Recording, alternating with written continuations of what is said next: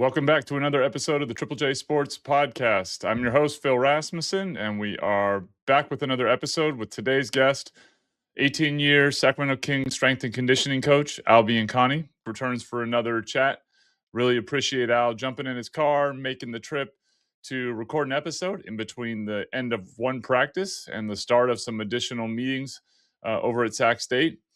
Thanks to Coach Bibby for making a few minutes for us to jump in and do this. Al and I got a chance to pick back up some conversations around the evolution of weights, weight training, all the way back to when he began and how that's not only changed, but a lot of the reasons behind it. And then we took a chance to look at some of the legendary and iconic figures from the Sacramento Kings era and talk a little bit about what it was like to work with each of the names like the Chris Webbers and the Mike Bibbies and Bobby Jacksons and Peja Stojakovic's, all of those. Just had some fun kind of remembering and having him look back at what it was like to be a part of those teams. So without further ado, hope you all enjoy another chat with Al Biancani. It's Triple J Sports Podcast coming at you right now. Welcome back to the Triple J Sports Podcast. I'm your host, Phil Rasmussen, and we're back today. And welcoming back longtime friend, our guest, well over 50 years of coaching and 42 years in the strength and conditioning world, current strength and conditioning coach for the Sac State Hornets, Al Biancani. Welcome back to the show, my man. What's up? It's glad to be back, man. Hey, man, I can't even begin to tell you how excited I am to revisit. I feel like 50 some odd years in coaching means we probably could record for a full year and still not tap into all those stories you got logged away, right? Yeah, I got a couple. And it's interesting how we were talking before we got on air how my industry has changed. Big time, right? Big time.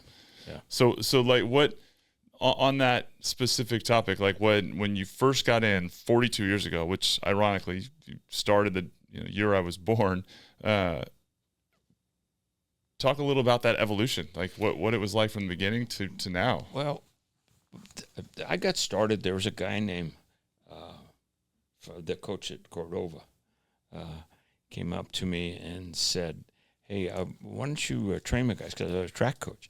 "Hey, why don't you train my guys? Because I don't understand weight training very much." I'm going, okay. So, I did their football team. And then next thing I know, a guy named Leon Lee, a baseball player, played in Japan, right. Hey, blah, blah, blah. And then comes then the word got out, Greg Vaughn, and then we started getting football players and baseball players and basketball players. And, because there was nothing like that before. Used to be, I remember when I ran track in college, my college says, I don't want you to lift weights, you're going to get too tight. That has changed. Very much, right? Like I remember as a kid, weightlifting, bench pressing, bad for my shoulder, bad for my rotator cuff. The changing my shot if I was lifting, and you just mentioned that beforehand. So, like, the idea of the weightlifting was, when you look at the evolution ideas of what weights did, was it more about just improper functional weightlifting for the sport, or generally? Every sport has to have their own lifting regime. Okay, you're talking about bench press. I don't know why I ever did it, but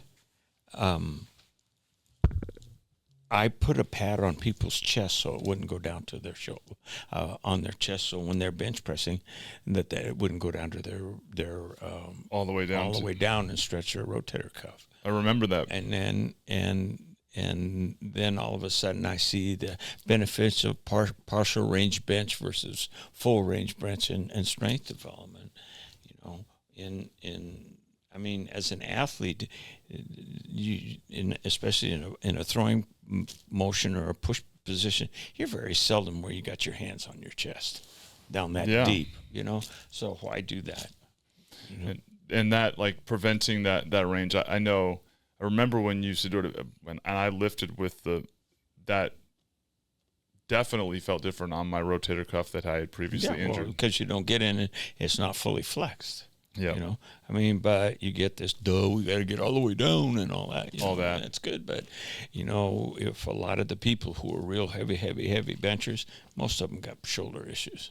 Yeah, definitely. Does there, today, like when you look at the weightlifting and then you kind of go back to the 80s and the 90s, was it the medical science component of it, or people like yourself just really starting to think about weightlifting and apply it to the sports that's what moved the needle? Plus research was coming about, and be honest with you, the Russians and the East Germans were kicking our ass. Okay, so that'll motivate anybody. So we're going, whoa, what are they doing? They're lifting weights. They had a little help with the juice. But, I was just going to say a little supplement. Yeah, a little extra supplement. But they were getting at it. In like most of my training program are actually Polish based, because I worked in 1974 and 76. I was worked with the Canadian Olympic track team, and their head coach was from Poland, a guy named Gerard Mack. And I got to work with the 400-meter runner, work with him for 2-3 years, and that he was from Poland. They were doing plyometrics, they were weight training, they were doing all of that stuff way back when, and we're going, now everybody understands it. It's great for injury prevention. It's great for athlete development, but it's also got to be geared for the sport that you're in, actually. That definitely dialed into the functional movements that you're gonna for sure take. I know like 2-leg jumpers, 1-leg jumpers is a common conversation for athletes in basketball. Like let's have like a really kind of specific. What would you do for the 1-leg or the 2-legger? But if you were a biomechanist, they tell you to jump off of 1 leg, because when you jump off of 2, you've basically stopped and exploded. Yeah. Yeah, versus the one where you've got inertia carrying you. Trying to do both. Yeah. How do you is there, like, for someone like that, do you do something to help a guy who's naturally more explosive off of 2 feet? And I say that because I was a 2-leg jumper, then I'm much more explosive. But again, it's a lot harder to go and get off of 2 feet in a game versus 1. Like split leg things. Yeah, you do all kinds of stuff. You do single leg plyometric stuff. I mean, my philosophy is we got to have body balance. Okay, I mean, your body's like a building, and that building starts with your base, your feet. So 99% of the athletes, I feel, need to wear orthotics from all the work they're doing, because your foot placement has a lot to do with your alignment, your knees, your back, and all that stuff. That makes total sense, and getting the most energy transfer for sure up the line. For sure. So when we kind of pause. You guys are mid-season. How's the season going? At Sac State. What's the update? It's going good. We lost Bear Sherry. He bruised his knee really bad, so he's out for the year, which is actually kind of good, because it gives him another year, and it gives me a year with him. Another year to work with him. Yeah, and other than that, we're doing fine. We play some big schools. You can't take 14 new people and throw them together and expect them to work like clockwork. It just isn't going to happen, because they never played together. Like if you and I are playing, I don't know how you cut unless I play with you. I don't know how you like me to pass you the ball. Absolutely. I don't know what your defensive weaknesses are or strengths. So, we've only had, I think, 10 games. That's nothing. Yeah, that's, to me, I think the hardest part about the way college basketball is today is that kids are not really in an environment where that's going to happen a lot, where you get to play with a guy for 3, 4, 5 years. Sports has changed. And the collegiate athletics has changed, and it's only going to get more difficult. One thing that they're going to have to do, though, is, and I predict that they will make it similar to pro sports, where if you sign a contract to go to that school, you can't bail for a year. Yeah. You could bet money that's going to happen because, I know of one instance of a kid committing to a school, getting some cash, NIL money, and then, oh, how come you aren't here? Oh, I'm at so-and-so other university. They gave me more money. Oh, my goodness. Give me my money back. Oh, I don't have to do that. That's crazy. Yeah, that's going to get solved. It has to. It has to. For sure. And these athletes should have been better taken care of. It's going to be a process. It's like, I think I always like to reference the analogy of like the whole rubber band effect, right? It was too far stretched where we were undercompensated as athletes for the schools and the revenue that they generate a lot of those programs for so long, and this is the snapback effect, right, where it's probably too much and it hasn't found its balance yet.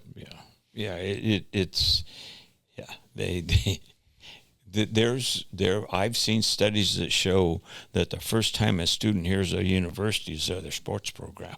Absolutely, like that's very, very few universities and colleges throughout the country connect with people any other way other than through sports to begin with. That's how you hear the school's name. That's how you come into contact with and it gives you a commonality. Something to cheer for, something to root for, not individualism, right? Yeah, I think that's for sure.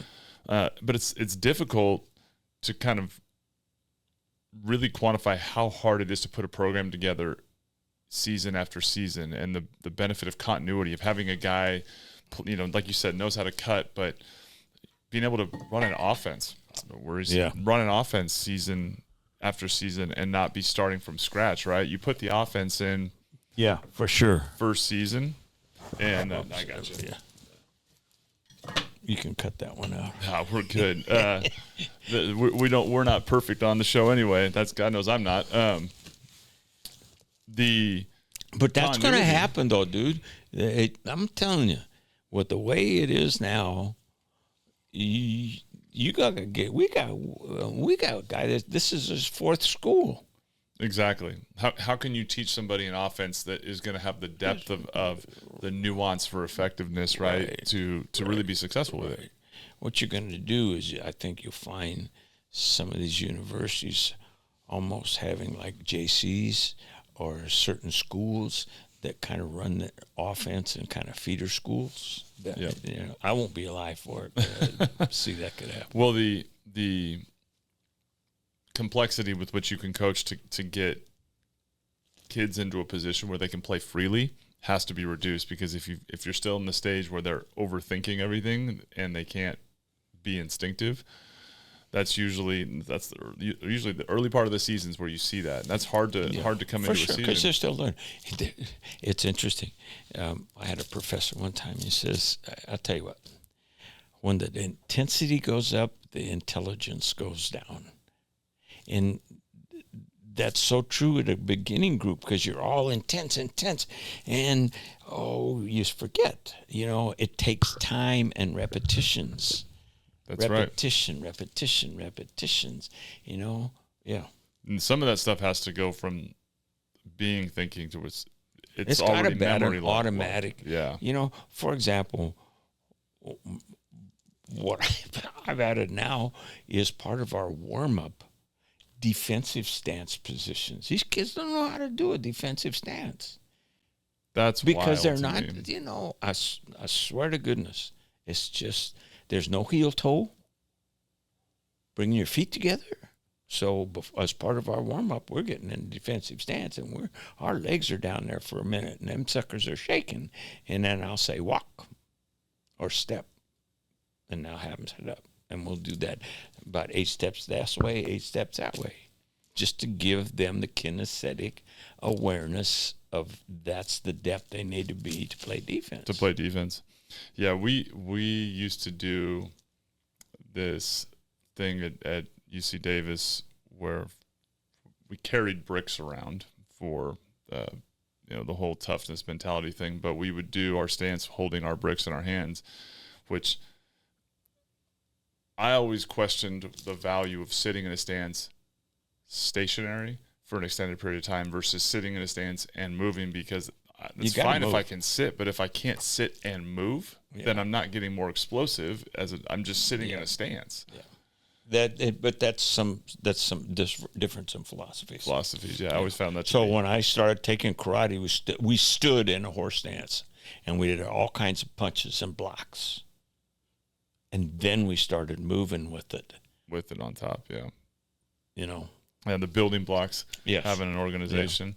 Yeah. Well, like looking at this now and kind of you've had a chance to step kind of away from being in a specific team for a while with your with your business and your variety of athletes, which you still obviously do, and now you're back in the team environment. Going back when look, one of the things that you're most known for, and especially in Sacramento, was the 15 or so years that you were the strength coach with the Kings and the continuity. Let's go back to we talked a little last time about when you got started, how it got there, but the evolution of the Kings organization, when you obviously see where it is today, and then go back to when you took over that role, what sticks out to you? Yeah, well, those 18 years were interesting. Greg Lukenbill was the owner when they got here, and they were in that little small place, and then they went to Arco.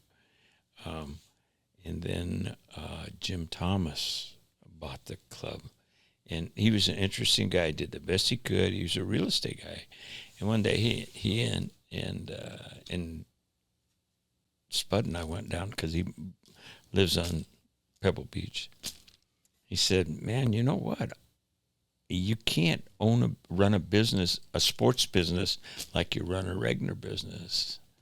And that was an interesting concept where you got a businessman coming in, and the sports business is different than he owns some skyscraper down in L.A.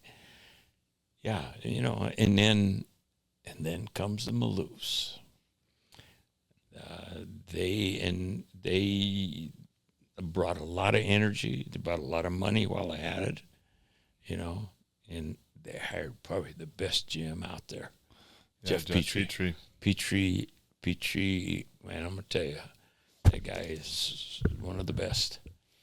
The credit that he, deserves for helping put that team together that really, contended for titles that obviously, Mike Bibby was on, and the trade to get him here, the Chris Webber, acquisition, all those pieces.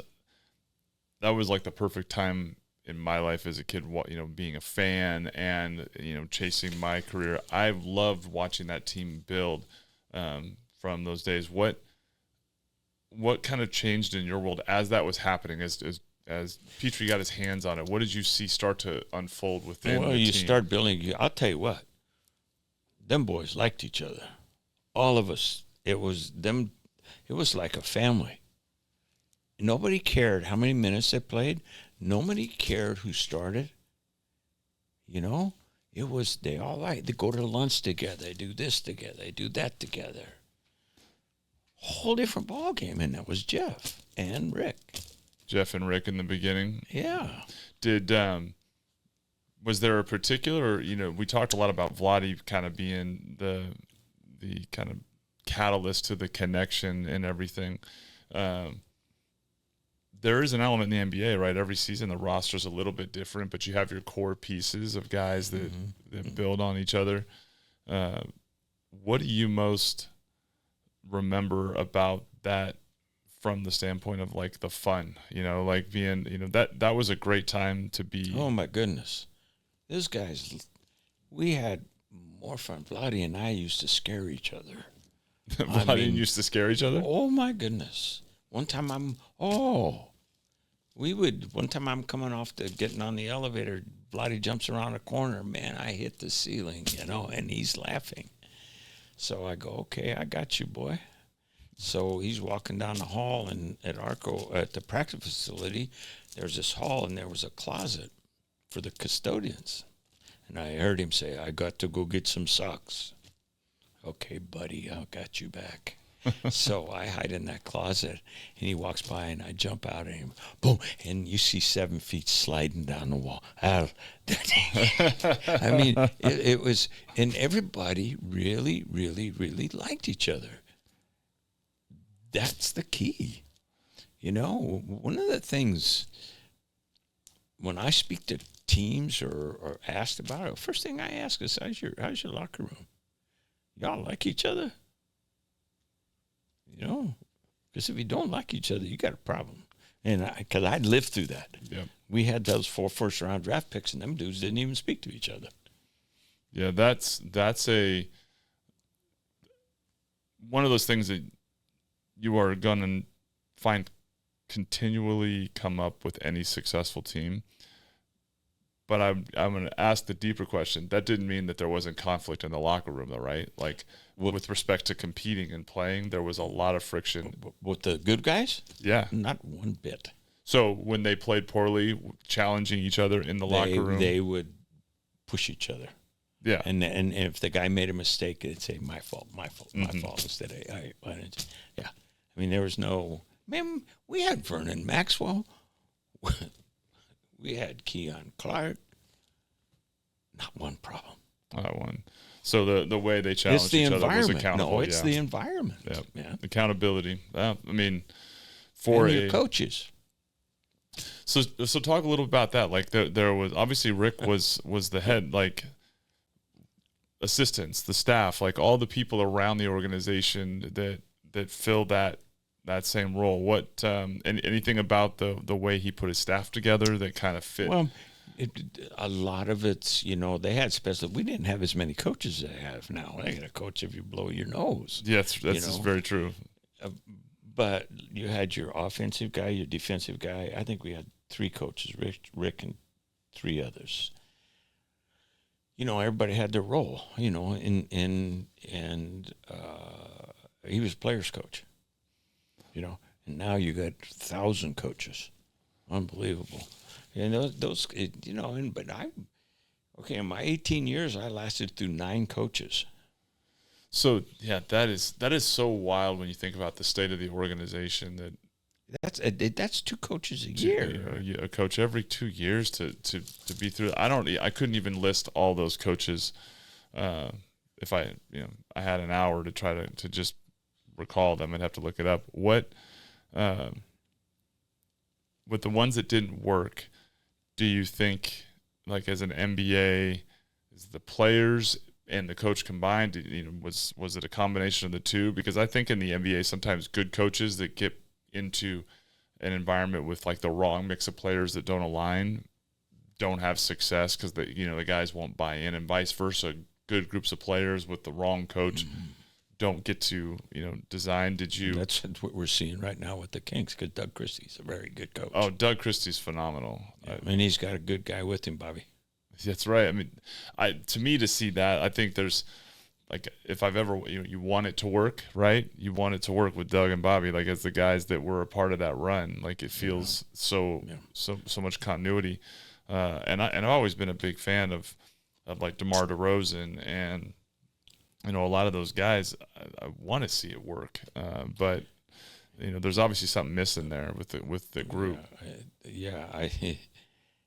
Sometimes it's really interesting that coaches get fired, athletes get traded, but the dang owners don't get fired, because a lot of time they're the problem.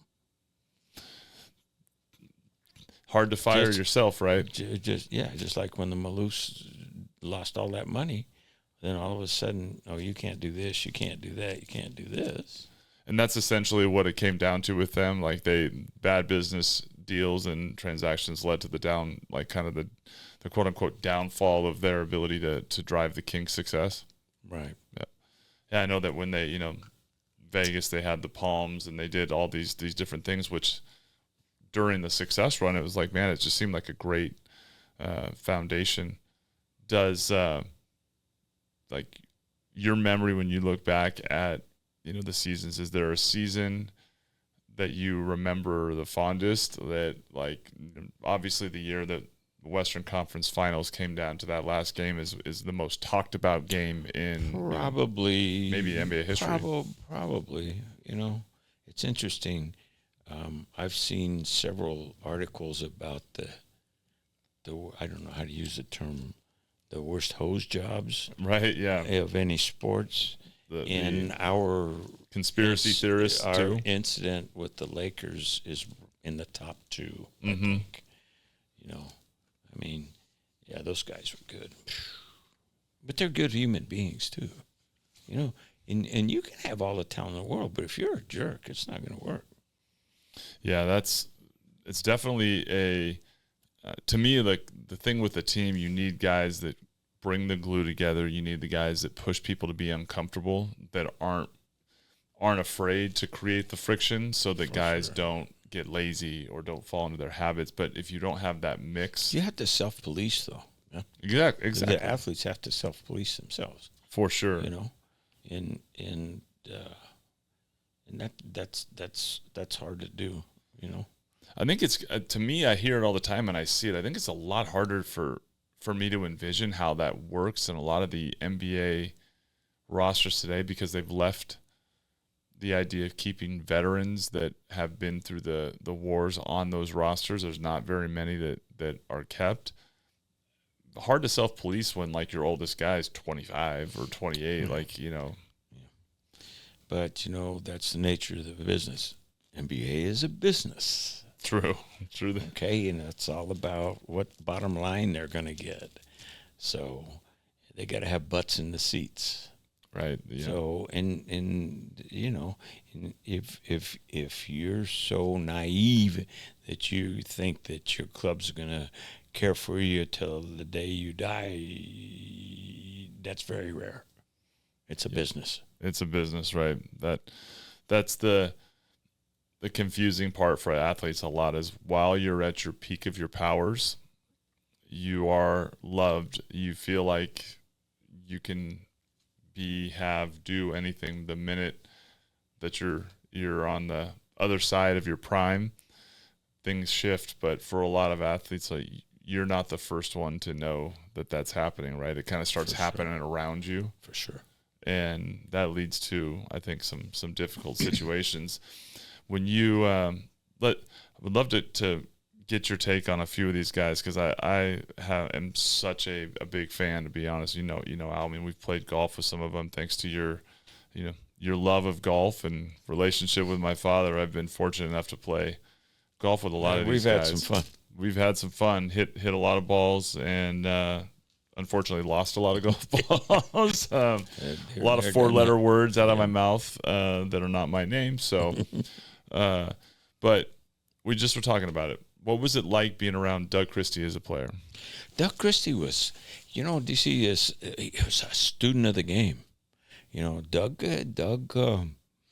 was into martial arts. Doug was very cosmic. He'd sit with Coach Carrill all the time, take notes, worked his behind off.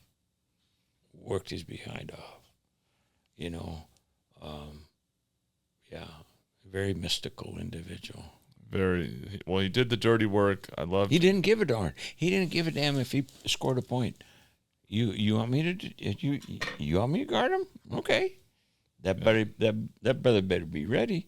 Yeah, he was coming at him. I always admire the grind. And I always think it's cool to see, like, a guy like that who figured out his role on a team. Mm-hmm. That when he came into the league and some of the early, his scoring averages were different, but when he found his spot with the Kings, he was, I think he was all NBA defense. Mm-hmm. Big time. How about Bobby Jackson, who's another on the staff? Jackson. Okay. Bobby. Now, that's my buddy. So we trade for, can I tell you a little story about Please, this? That's what I want to hear, my friend. So Bobby gets traded from Minnesota. And you've been around me. I talk a lot of smack. From the jump. Right from the gate. So Bobby walks in, and I'm talking shit at him. He says, "Man, you don't even know me yet, and you're talking that stuff." I said, "That's all right, dog. I got you." So him and Matt Barnes, we would train 5 days a week. We'd make 500-600 shots a day, 7 hour and a half running, busting their chops. Bobby'd work. Him and I'd have a little routine before the game that we would do. Him and I'd get out there and I'd pass him and we'd do these cuts and this and that. And I said, Bobby, you got to take it easy, Bubba. You hurt yourself. Because he's always got hurt. Remember, he'd give you 100%. Hard-nosed, really a good dude. Yeah, I heard Mike on a podcast the other day, which, by the way, maybe we can get him on here, which we were talking about beforehand. But I heard Mike saying, like, Bobby never met a shot he didn't like. And then when he came in the game, like, he's like, yeah, once he got it, it wasn't. I don't know. Yeah, he had that corner shot. Jokes. No, that was Bobby. That was Bobby's spot. That little left side of the thing. That's Bobby's spot. But he came in. He was instant offense, but he guarded. When he first got here, he wasn't a good shooter. That summer that him and Matt and I put in together, that's why Bobby became. It's not me, but Bobby wanted to do it. Be in the gym doing his thing. And I'm passing the ball. We're doing okay. Let's do 20 makes at each spot, catch and shoot. Now 20 off the dribble. Now let's do a cut and pivot, and I did a thing with them that if you miss 2 shots in a row, you lose a number. So which pissed him off, but that's okay. See, you just described something that I talk about this with parents, with coaches that I end up kind of either providing guidance or a little mentorship that are looking to influence kids at different ages. What you just is time. Like the single greatest thing you can give a guy that you want to help is your time, right? Is you being in the gym with them and passing them the ball and investing yourself into their success. And that's the thing. That's how you build a rapport. That's how you build trust. Well, for sure. And my thing is, and I tell the athletes, I don't give a damn if you're all-star or a player of the year. I'm going to treat you the same as anybody else, because if I do give you special treatment, then the other person's going to want it.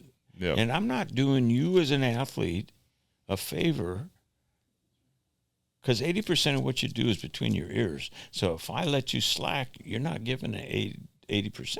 Yep. As long as you know that that's for your benefit, like sure. That's and the coaches, that's another thing, is you got to explain to them why you're doing this. A lot of coaches say do this, but they don't tell them why they're doing it and when this will happen. Like for example, on that defensive stance thing, I tell them that's getting you ready for defense. Okay. We're not doing it just to play kitty horse or anything. Yeah. Not just because I'm in some dysfunctional kind of battle with you. I'm trying to make you better, no doubt. Well, I think it's key. So, Hedo Turkoglu. Hedo. Okay, so Hedo was. I remember meeting him. I'm the Michael Jordan of Turkey. He came over all summer. He came over, we drafted him, came in and spent the whole summer with me and Peja. And the problem is he had to beat Peja out.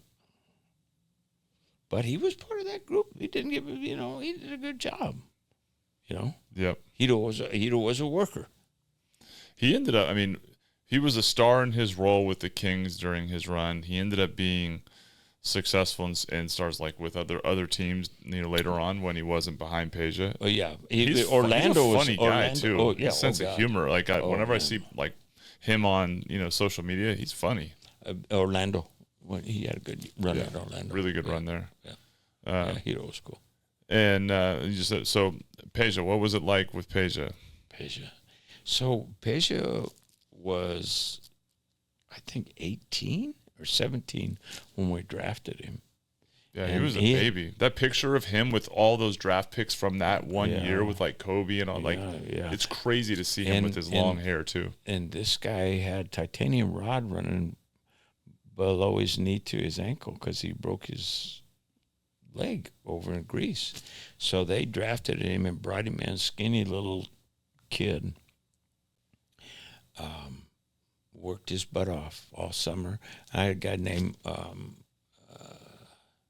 Yogi Stewart, Michael Stewart. Yeah, Sacramento. Yeah, Kennedy Sacramento High School. kid.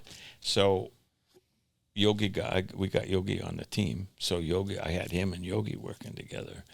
And Peja would, let's shoot threes. Okay, Peja.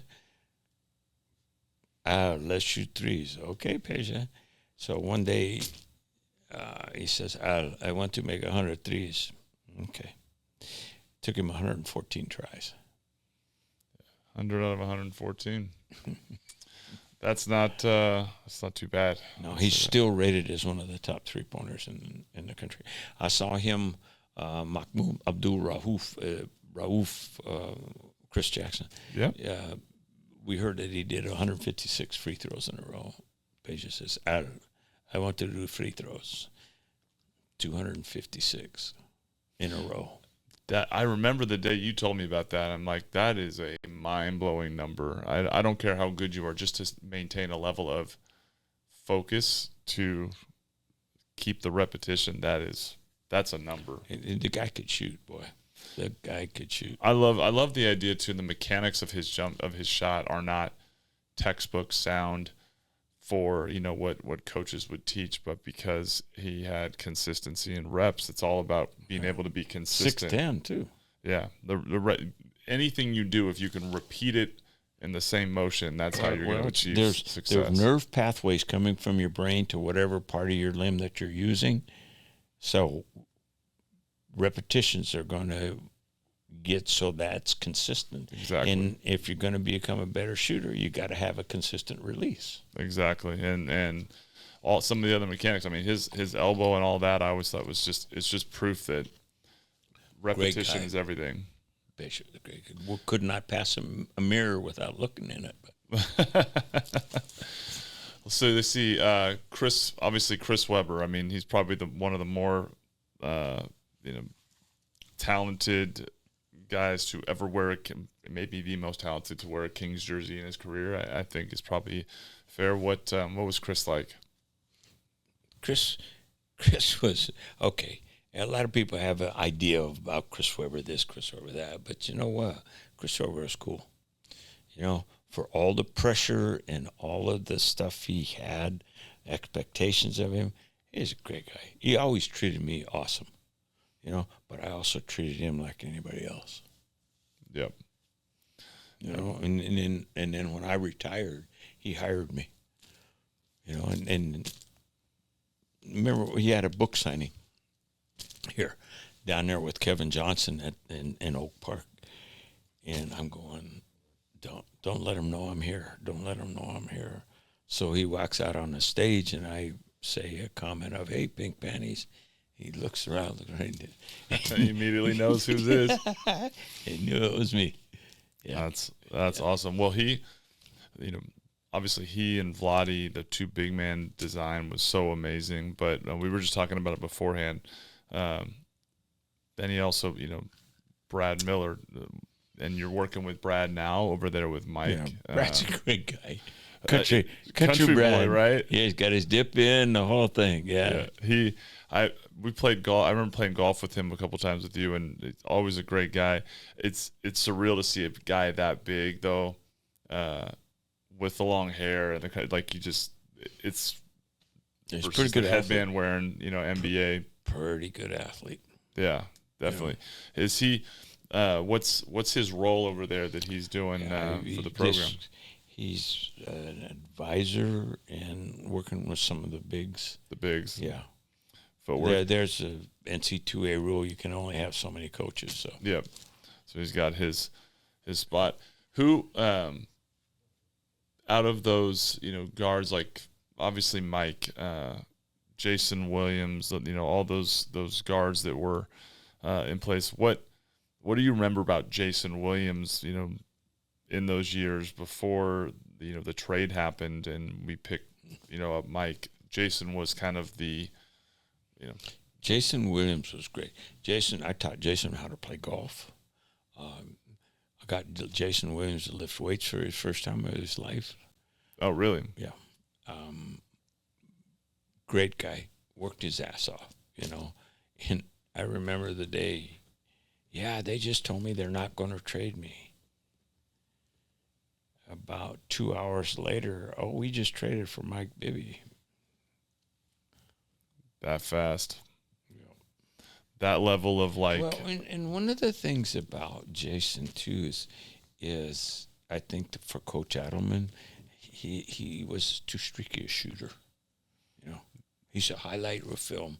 Oh yes. Yeah, his highlight reels are off the charts. He did stuff in practice that would stop people. Yep.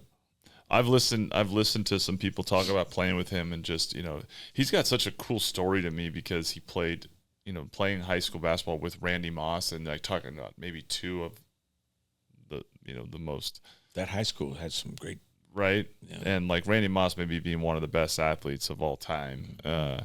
And listening to him talk about that and like that, just it's fun to listen to him talk about it. Shaq on several podcasts, I've heard him talk about how Jason Williams, White Chocolate, was the one guy. He's like, wherever my hand was, the ball just found its way there. Because what Jason would say is, because Jason would say, "Where do you want the ball?" And they get it. You get it to him on point. Yep. Even behind the neck and all that crap, he'd hit them right where they're supposed to be. All that stuff. He talks a lot about the repetition. We just said he spent his time in the gym literally working on making those passes, and people don't understand that what happened on the court, that's the highlight reel, he's done that 10,000 times in the gym, and so it's not totally spontaneous. It's a practice thing. I've seen him walk in with heavy gardening gloves and dribble. Why are you wearing gardening gloves? It forces me to feel the ball. Feel it. I haven't heard that one. That's actually cool. Like those are the kinds of creative things that you see, like with people with dribbling tennis balls and different things down the line. There's so many cool guys. I was always fascinated, like Scott Pollard. I think we kind of brought him up, but one of those guys that energy filled his role, like play. Obviously, he's been through a lot. But what was Scott like? Scott was a clown. So we get him, I think, from Indiana. He's overweight. And we had rules that if you don't play 12 minutes, that I got him. So we knew he wasn't going to be playing, so I'd work him out before the game. Get it done, get it over with. And if they got in, they're only going to get a couple minutes. So don't give me that would affect their playing. So he one day says, "You're trying to kill me." I said, "Scott, let me tell you something, brother. If one of these cats go down and they put you in a game and you're not ready physically, you ain't playing again, brother. I'm telling you." So Vladdy went down. I took about 25, 30 pounds off of him. Vladdy strained his ankle at Golden State. Scott went in, tore it up, got himself a rotation. Funny guy. Funny guy. Yeah, I loved seeing his battles with Shaq, and just the size discrepancy and the energy he played with. But would he be one of the guys, like, I mean, you had this opportunity to see guys that come in and work and transform their bodies and became stronger, faster, quicker, and enabled themselves to either extend their career, change the where they stacked up against their peers. Who jumps out at you as some of the guys that you look at and go, they got in the weight room, they trained with me, and I watched them make themselves into something that they weren't when I first saw them? A bunch of those guys you mentioned. A bunch of those. Because you're not going to make it unless you take care of your body. Yeah. There's no way. I mean, I saw cats that were better athletes but never saw the floor because they were too lazy. Too lazy. Yeah. Yeah, so a lot of those guys. Is there somebody that the average person who isn't an NBA fan or wasn't a Kings fan or didn't track maybe wouldn't know as well, that you kind of hold in your brain over all these years, is like this is the example of what work ethic and grind and discipline looks like? A lot of people know him, but it's Mike Bibby. Mike. Yeah. I mean, he worked his ass off. I used to have to tell him, "Mike, Come on, man. See, that makes total sense to me. Remembering my summer times and spring times when I would be working out with you and your team, and when Matt Barnes and Jason Capono and Bennett Davison. Barnesy, hey, Matt Barnes worked his butt off. Worked his tail off. I mean, he knew his role. He was an enforcer. He was a deep player. He could shoot. Man, I remember Bobby would bust his chops because we first person at 10. And my deal is if you got 10 and I got 8, I had to run 2. You had to run 2. That means I had to run 4 because in between each spot we'd run. Yep. Yeah, Matt was pissed, man, but he got to be a better shooter. Yeah, I saw him putting in that work. I remember, I watched him in Del Campo, and then I was at Fresno State, and then I'm working out, and I've always thought Matt was really gracious with me, really cool with me. I always appreciated him. Good dude. Appreciated playing in the pro-ams. He was always I love Isaac Fontaine, but I knew if Isaac was on my team, I wasn't going to see the ball much because he was a scorer. Matt was a distributor. He was working on his role in the NBA, and so it was always fun to get onto his team. And I think he threw me a couple lobs, which I didn't have a ton of those in my career, so I appreciate those memorably. But I believe that with Matt. But with Mike, all those times that we were there lifting, what I remember was that Mike was always there too. And he was, with Team Dime and all those guys, he was there lifting, he was there shooting and so most of the memories that I have working out with you in those summer times, I remember, Bennett and Jason and Lynn Washington and all those guys, Matt, were there. But the idea that Mike was always around always stood out to me because I'm like, you can tell he's working. That was no joke. Mike Bibby was where he was because he worked. Yep, that grind. And dude, there's nobody like that anymore. The young kids of today have no clue. Do you think it's because they're getting money and gratification sooner? I just had a guest on earlier this week, and we talked about the fact that if I look at my career and what I went through, right? Coach Tark and Coach Welch recruited me. They retire. I'm now with a staff that didn't recruit me. I was able to transfer to find a place where I was wanted, so I would play. But then that situation changed very shortly after, and I played for Coach Stewart for 3 years. Truth be told, how would that unfold? I would have transferred had my options been available to me like that, because it didn't seem like it was going to be a good fit. But I didn't have options. They have so many options now that it almost, I look at that and say I got tougher. A lot of my foundation for life was better served. They have options everywhere. So I think it's really hard to decide between, do I stick it out and grind and get better, or am I not getting an opportunity? And I don't know that everyone is able to figure out the subjective answer to that question. But I think the idea of not learning how to grind through and get better, if you don't learn that, you are missing out on an essential skill. That starts in youth sports. If they don't like a club, they jump to another club. Exactly. And you're all this, you're all that. Just go until you don't get feel what you good. want. Let me wipe your nose for you. Come on, man. That's not how you get better. I think that's the hard part. There's no way that you can get better without grinding. Yep. There's no substitute for work. No substitute. And I think the idea of the discipline of, hey, I'm not getting what I want yet. I'm not playing as much as I want. Maybe I'm not getting as many shots. I don't have the role that I want yet.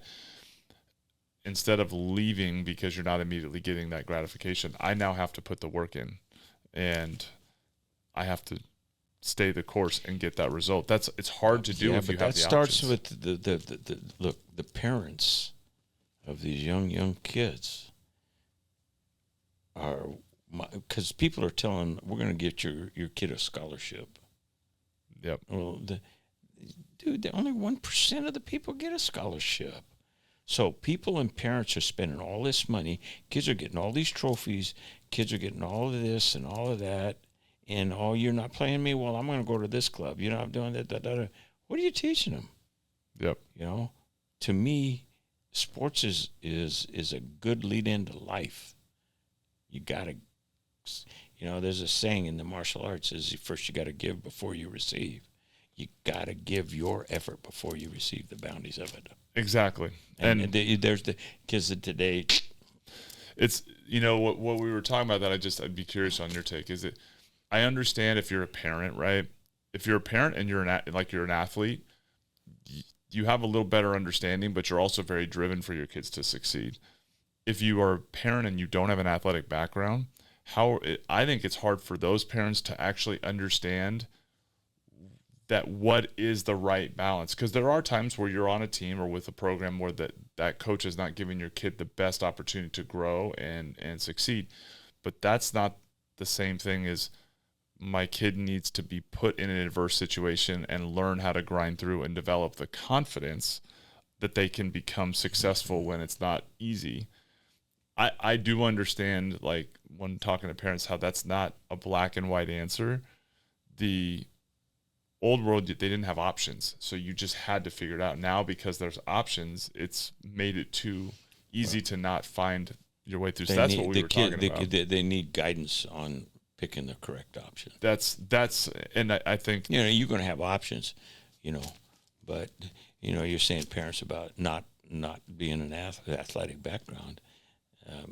Sometimes they're the worst ones because they're living vicariously through their kids. Very true, right? Because they were athletic failures, In conversely, I've seen kids of NBA moms and dads that are terrible athletes because they don't know what sacrifice is. Very much so. Well, we're going to wrap today's episode. Very, very grateful and appreciative that, Al, you jumped in and squeezed in an episode between practice one and meeting or practice? We got a Christmas get together, and then tomorrow morning we leave at 9:00 for LA. LA playing. We're going to play Cal Baptist and Northridge. And Northridge. You're going to go up against Coach Andy Newman. Yeah, down there. Yeah. Give Andy a dap up and tell him what's up. I gotta sync up with Andy. Cool. Good buddy of mine, so I appreciate him from the days. But thank you, Al, so much for coming to visit. And we'll have to do it again, and maybe we'll drag Mike or one of those guys along, and we can really have you guys go back into the old days together here. Get at it again. That's right. That's right. Well, thanks again, Al. We appreciate you.